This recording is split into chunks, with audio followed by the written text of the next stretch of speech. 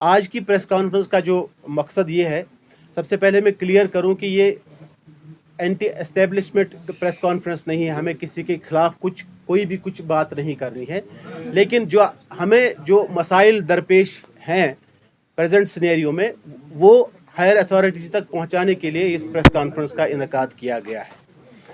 मैं अपनी मशगूल होगी पिछले 1-2 साल में जो भी एक्टिविटीज़ होती हैं, एक अच्छा रिवाइवल हुआ है, लेकिन हमारा यहाँ बैठने का मकसद ये है कि उस रिवाइवल को स्ट्रीमलाइन करने की ज़रूरत है। जो हमारे सीनियर आर्टिस्ट हैं उनको इग्नोर किया जा रहा है, नेगलेक्ट किया जा रहा है। अगर हम यंग आर्टिस्ट हमारे सर माथे पे हैं, जो भी टैलेंटेड लोग हैं, वो उनको किसी के पुश करने की ज़रूरत नहीं है। वो खुद ब खुद लोगों में आते हैं और पसंदीदा फनकार बन जाते हैं। लेकिन हमारी कुछ पॉलिसीज़ हैं, चाहे गवर्नमेंट की हैं, चाहे जो हमारे प्राइवेट अदारे हैं, खासकर जो कल्चरल इंस्टीट्यूशंस हैं, उन पे नज़रसानी करने की ज़रूरत है। जैसे एक डिग्निटी और ऑनर एक आर्टिस्ट का होता है। जब हम किसी बाहर के आर्टिस्ट को अपने कश्मीर में या जम्मू कश्मीर में बुलाते हैं, उनका जो ट्रीटमेंट होता है वो हमारे ट्रीटमेंट से डिफरेंट होता है। एक तो वो चीज़ है। दूसरी चीज़ है, मैं बताऊं, हम सब लोग ग्रेडेड आर्टिस्ट हैं। एक टॉप ग्रेड या ए ग्रेड हासिल करने के लिए पूरी ज़िंदगी चली जाती है। तो हमने अपनी ज़िंदगियां इस आर्ट पे डेडिकेट की हैं, लेकिन जो डिस्क्रिमिनेशन हो रहा है उस बात ने हमें यहाँ इस टेबल पे आपसे बात करने के लिए मजबूर किया। मैं सब यहाँ कॉन्फ्रेंस का एजेंडा बिल्कुल ओपन है। जो हमारी ख्वाहिशात हैं, जो हमारी डिमांड्स हैं, उन पे बात करनी है। और सबसे पहले मैं इस इंट्रोडक्शन के बाद मैं अपने साथी निज़ामी साहब से कहूँगा कि वो शुरुआत करें इस प्रेस कॉन्फ्रेंस की और अपने ख्यालात से नवाजें हमें। ये कोई गिला नहीं है, एक ज़रूरत है। 35 साल जैसे वहीद भाई ने बता दिया कि हमारे ग्रेड्स हमने अचीव किए हैं, सारी उम्र चली गई, और जब वो हमारे ग्रेड कवर हो गए, जब हमें अब एक्सपेक्टेशंस थी कि अब हमें बिना पूछे बिना कहे अपना शेयर, अपना काम मिल जाएगा, उसमें गवर्नमेंट की पॉलिसीज़ क्या हैं हम ये नहीं कहेंगे, लेकिन ये कहेंगे कि हम लोगों को महरूम किया जा रहा है, नेगलेक्ट किया जा रहा है। तो हमारी जो सर्विसेज हैं उसके नाते उनके बल पे हमारा हक बनता है कि हम अपने हक के लिए आवाज़ उठाएं। और जो सारे के सारे जो मेरे भाई यहाँ पे बैठे हैं, किसी तारुफ के मोहताज नहीं है। आज 30 सालों से 35 सालों से आप सुनते आ रहे हैं। पूरी कश्मीर के लोग जानते हैं कि हम लोग कौन हैं, हमारी सर्विसेज क्या है। नामुनासिब हालात में जो सिन्फ हमने, जो सकाफ़त हमने ज़िंदा रखी हुई है, उसके बानी हैं हम लोग, और आज हम ही लोगों को महरूम किया जा रहा है। ये एक बहुत ही मजबूरी की हालत है। हम लोग आपके सामने आ गए हैं, नहीं तो हमें किसी के पास जाने की ज़रूरत नहीं है, क्योंकि हम किसी तरफ के मोहताज नहीं हैं। आप लोगों के प्यार की बिना पर आप लोग हमें जानते हैं। लेकिन ये बहुत ही एक सानिया वाली बात है कि हम लोगों को ये कहना पड़ रहा है कि हम लोगों को नेगलेक्ट किया जा रहा है। एक ग्रेडेड आर्टिस्ट को किसी चीज़ या कोई बात कहने की ज़रूरत नहीं पड़ती, क्योंकि एक आइडेंटिटी होती है, उसकी एक पहचान बनी होती है। तभी लोग उससे कहते हैं ये वहीद भाई है, या मुनीर भाई है, या कोई और साहब है। सबसे बड़े दुख की बात यह है कि हम लोगों से पहले कहा जाता था जब तक ना आप कोई ग्रेड कवर करेंगे तब तक आपको फ्लो काम का नहीं रहेगा। और ये फ्लो के लिए हम लोगों को 30 साल लग गए, और जब ये आ गया तब अनग्रेडेड लोगों को जो अभी स्ट्रीम लाइन में नहीं है, अप्रूवल में नहीं है, उनको काम दिया जा रहा है। दूसरी बात जो वहीद भाई ने बताई थी, बहुत इंपॉर्टेंट बात है। मेरे ग्रेड का अगर बाहर से कोई आर्टिस्ट आता है उसको लाखों दिए जाते हैं, और मुझसे कहा जाता है कि आपका बेसिक फीस आपकी क्या है। ये बड़ी दुख की बात है। और जो वहाँ से वो लाते हैं, अल्लाह के फजल से, आप लोगों की दुआ से, वो हमारे से अच्छे नहीं है। मैं ये दावा से कहता हूँ, क्योंकि इतने साल की एक्सपीरियंस के बाद मैं कह रहा हूँ आपसे, क्योंकि ये एक बात है कि मीडिया के सामने कह रहा हूँ, वो हमसे अच्छे नहीं है।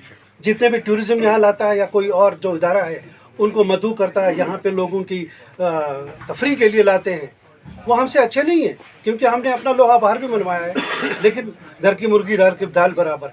हमारे जो यहाँ के डिपार्टमेंट से वो हमें अभी भी पहचानने से कासिर हैं, समझते नहीं हैं। हमारी ये गुजारिश है गवर्नमेंट से कि हम लोग इतनी मेहनत के बाद, इतनी मसाफत के बाद, हम लोगों के साथ जो इंसाफ की बात करनी है वो की जाए, तो हम लोग बड़े मशहूर रहे हैं। क्योंकि हम लोग बड़े शरीफाना अंदाज अंदाज वाले लोग हैं, हम लड़ते झगड़ते नहीं हैं, लेकिन प्यार से अपनी बात आप तक पहुंचाने की हमने ये कोशिश की है। इंशाल्लाह मुझे पूरा यकीन है कि आप लोग इस पर नजरसानी करेंगे। कैसर भाई ने कहा कि जो हमसे कम ग्रेड के आर्टिस्ट बाहर से जो आते हैं, कल्चरल एक्सचेंज बहुत ज़रूरी है। हमें भी बाहर की रियासतों में मदऊ किया जाता है, बाहर के ममालिक में मदऊ किया जाता है, और वहाँ के भी फनकार यहाँ आते हैं और हम उसके साथ हैं। लेकिन वही जो बात आती है ट्रीटमेंट की, जो हमारा एक डिग्निटी और ऑनर जो होता है आर्टिस्ट का। दूसरी बात यह है कि हम सबकी ये जिम्मेदारी है कि हमें यंग टैलेंट को प्रमोट करना है, इसके हम साथ हैं। लेकिन यंग टैलेंट के साथ साथ हमें ये भी देखना है, हमारी गवर्नमेंट को ये भी देखना है, जो लोग 30 साल से कंट्रीब्यूट कर रहे हैं, अभी भी फील्ड में है, अभी भी इस हालत में है कि वो बहुत बेहतर परफॉर्म कर सकें। जितने भी इवेंट्स होते हैं, मेजर इवेंट्स, यहाँ के लेजेंडरी आर्टिस्ट को इग्नोर किया जाता है, चाहे वो सूफियाना हो, चाहे वो हमारा फोक म्यूजिक हो, चाहे हमारा इंडियन क्लासिकल या कश्मीरी लाइट म्यूजिक हो। यहाँ के लेजेंडरी आर्टिस्ट को साथ लेना हमारे भी गर्वार है, क्योंकि हमें कोई नौकरी नहीं है, हम कोई और बिजनेस नहीं करते हैं। हमने फुल टाइम अपना जो पूरी ज़िंदगी इस आर्ट को दी है। हमारे भी अखराजात हैं, हमारे भी बच्चों की एजुकेशन है, हमारे भी बूढ़े माँ बाप हैं जिनको दवाइयों की ज़रूरत है। हम कैसे चले, हम किस दरवाजे को फिर खटखटाएं? अगर ये गवर्नमेंट, ये जो at the helm of affairs जो ऑफिसर्स हैं, चाहे कल्चर डिपार्टमेंट में है या टूरिज्म डिपार्टमेंट में, जो भी कल्चरल इवेंट्स करते हैं, मोस्टली यही 2 डिपार्टमेंट करते हैं। मैं आपको एक इंस्टेंस देता हूं। अभी क्रिसमस से 31 दिसंबर तक कम से कम 20 इवेंट यहाँ के गवर्नमेंट ने तरतीब दिए हैं। यंगस्टर्स बहुत हमारे सर पे हैं, सर माथे पे जो टैलेंटेड लोग हैं उनको साथ लेके चले, क्योंकि हम भी प्रमोट करते हैं। आपको मालूम है कि हम ईयरली फेस्टिवल करते हैं शशरंग, हम उसमें सबसे पहले यंग लोगों को लेते हैं, स्कूली बच्चों को लेते हैं, हमारी भी वो ड्यूटी है। लेकिन इस गवर्नमेंट का ये फर्ज है कि जो यहाँ के लोग जो 50 साल अभी एज्ड आर्टिस्ट हैं, 40 क्रॉस किए हैं और 30 साल की सर्विस है या 25 साल की सर्विस है, उनके बारे में सोचना है ना। उनको अगर इवेंट करना है, यंगस्टर्स को लेना है या बाहर किसी मेहमान को लाना है, हमें कोई आपत्ति नहीं है। लेकिन जो यहाँ के हमारे कलाकार हैं, लेजेंडरी आर्टिस्ट, पिछले 30 साल और नामसाइब हालात में हमने यहाँ इस मशल को जिंदा रखा, जला के रखा, उनको सोचना है ना। उनको बहुत सीरियस संजीदगी से सोचना है। उन आर्टिस्ट को अपना ड्यू शेयर लेना चाहिए और देना चाहिए, और डिग्निटी और ऑनर कर बुलाए जाते हैं। और यहाँ के गैंगस्टर्स, उनको भी बुक किया जाता है कश्मीर के कल्चर के नाम पे, जो कहीं है नहीं। मैं आपको ये वसूख से बताता हूँ कि कश्मीर के नाम पे जो कल्चरल प्रोग्राम बाहर में होते हैं, मुझे आप एक इंस्टेंस बता दीजिए जहाँ पे कश्मीरी गाना गाया जाए। यहाँ पे आज भी बाहर के गाने गाए जाते हैं, और हमारी लोग हैं, एडमिनिस्ट्रेशन है, हमारे जो लिसनर्स हैं, वो बाहर वाले गाने सुनते हैं। ऑथेंटिक म्यूजिक को या ऑथेंटिक कल्चर को प्रमोट नहीं किया जाता है। बॉलीवुड को पूरी दुनिया प्रमोट करेगी। मोहम्मद रफ़ी साहब या किशोर कुमार साहब को हम क्या प्रमोट करेंगे, वो तो पूरी दुनिया में मशहूर है। हमारी आइडेंटिटी, हमारा कश्मीर का संगीत, हमारा फोक विरसा है, जो फोक विरसा, हम उसे रह जाते हैं जी। यहाँ के फोक कलाकार हैं और सीनियर आर्टिस्ट हैं, उनको छोड़ के जो हमारे बाकी आर्टिस्ट हैं उनसे फिल्मी गाने गवाते हैं। पूरी हिंदुस्तान जानती है फिल्मी गाने क्या है, वो हमसे बेहतर जानते हैं, और हम उनको यहाँ आके हमें क्या चाहिए, आज क्या है, वो हमें उनको दिखाने। और दूसरी बात मैं ऐड करना चाहूँगा कि मैं चाहता हूँ कि जिस कल्चर को यहाँ पे लोग गवाते हैं और कहते हैं कि ये कश्मीरी कल्चर है, कश्मीरी कल्चर सिर्फ छाकर और रोप नहीं है, कश्मीरी कल्चर सूफियाना भी है। कश्मीरी कल्चर में अगर गजल नहीं होती तो कोई गाता नहीं, वचन और जो पद है फिर वो फोक वाले वो गाते हैं। सही बात। लेकिन फोक वाले कश्मीरी गजल गाते हैं। ये अलग अलग जॉनर है सारे, ये अलग अलग जॉनर है, लेकिन कश्मीरी कल्चर में हमारी गजल भी आ जाती है। तिलचुना सूफी साहब का नाम भी हटाना है, शमीम आजाद, विजय माला का नाम भी हटाना है। अगर उन सब का आप हटा रहे हैं तो हम खुद ब खुद हट जाएंगे। अगर वो लाइमलाइट में है, अभी जिंदा है, तो फिर कश्मीरी जो कल्चर है वो सिर्फ फोक नहीं है। राज बेगम जी का नाम, राज बेगम भी है, उसको भी हम लोगों ने जिंदा रखा। मैंने अख्तर साहिबा है, शमीम जी है, हम लोगों ने कहा कि ना मसाहिब हालात में जो ये कल्चर, ये सिन्फ अगर जिंदा रही है तो वो हम लोगों की वजह से हुई। आप लोग भी जानते हैं, और जो जितने भी सामाइन इस वक्त देख रहे हैं वो भी जानते हैं। जो यहाँ के इसके बानी थे वो तो कहीं चले गए, कुछ यहाँ गए, कुछ वहाँ गए, कुछ उधर गए, कुछ इधर गए, लेकिन जो यहाँ रहे इन नामसाहिब हालात में हमने जिंदा रखा।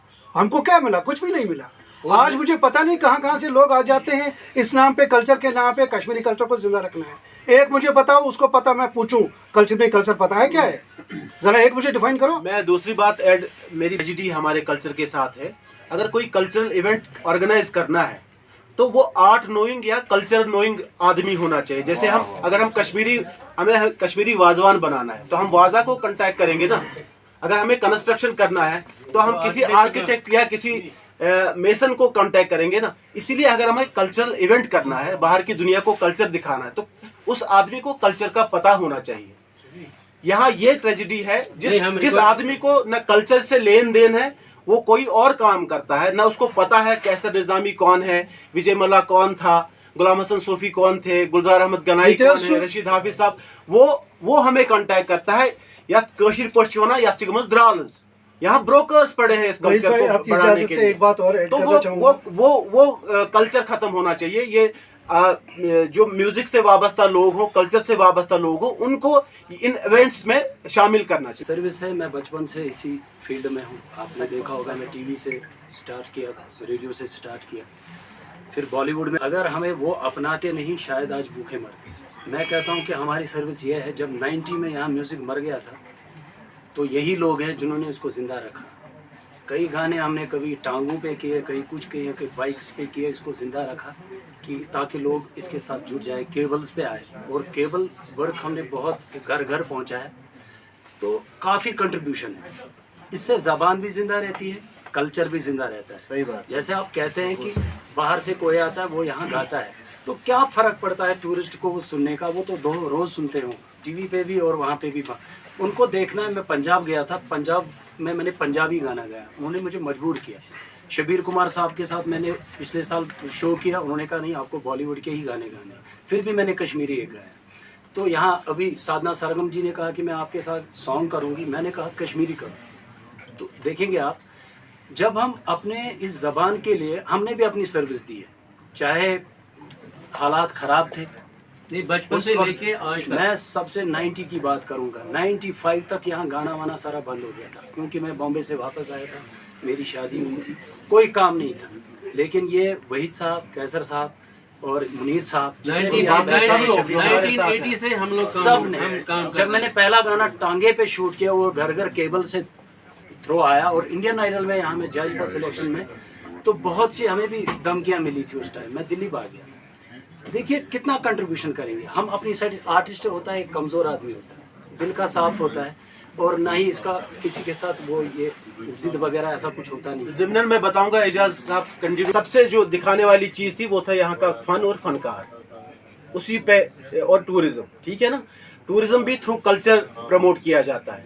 लेकिन मैं यहाँ आप इस प्रेस कॉन्फ्रेंस में बाआवाज़ बुलंद ये कहना चाहता हूँ कि जितने भी हमारे कश्मीरी लोग उसमें पार्टिसिपेट किए, जो यहाँ साजंदर आप देख रहे हैं, आप मिलेंगे उनसे, ये देखिए यहाँ बैठे हैं, अभी तक इसी दलाली का वो शिकार हो गए हैं। अभी तक इनको अपना पैसा नहीं मिला है। 1 महीना काम करा के 4000 रुपये, 6000 रुपये, 3000 रुपये इनके अकाउंट में डाले गए। और इस बात का हमने पूरा एलिया, और वहाँ सब लोग उसको उन्होंने पसंद किया, जो फॉरेन डेलीगेट्स थे। लेकिन इनको अभी तक जो जिस आदमी ने पैसे खाए हैं उसको कोई पूछता भी नहीं है, इनके पैसे क्यों नहीं दे रहे हो आप, जबकि उसने बहुत पहले पैसे लिए हैं भारत सरकार से।